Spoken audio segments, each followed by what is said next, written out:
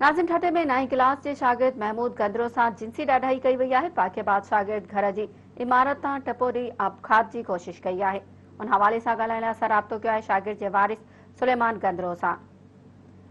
सुलेमान, ॿुधाइजो त वाक़ियो कीअं पेश आयो? जी, वाक़ियो ही पेश आयो तो छोकरो असांजो रात जो 10 बजे का गुम हो। असां ॻोल्हा कई त सॼी रात असांखे न मिलियो। त रात जो के माण्हू ॿुधायो त बाबा जेका लोफर छोकिरा आहिनि इनके दौड़ाई के घुरिया था। असां सॼी रात ॻोल्हियो। सुबुह मां असांखे 6 बजे बाईपास छठो बाईपास आहे उतां मिलियो।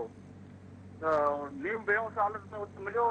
उतां असां खयो त पोइ लुटिजी वियो सॼी मुंहिंजी मालिकी। हाणे पिया करियो मूंखे सॼी राति छो न ॻोल्हियो आहे। त पोइ उतां असां खयो त पोइ हुन चयो त हाणे मुंहिंजी मालिकी कहिड़ी कंदो, मुंहिंजी लुटिजी ऐं पाण खे उथलाए छॾई चिट तां। सुलेमान, महमूद की हालत हिन वक्त कीअं है? जी, हालत बेहोश आहे, कोमा में पियो आहे। राति दिमाग़ में ऑपरेशन थियो 3 बजे जना अस्पताल कराची में आहे। राति 3 बजे ऑपरेशन थियो, अञा बेहोश आहे। हालत सख़्तु आहे।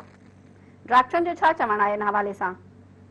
डॉक्टरनि जो चवणु आहे डॉक्टर सट ज़ाहिर रेप थियल आहे। बाक़ी इहो आहे त डॉक्टर जो चवणु आहे त दुआ करियो त होश में अचे।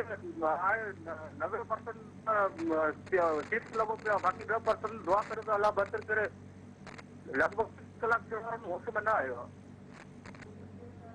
सुलेमान गंदरो, अवां जी मेहरबानी।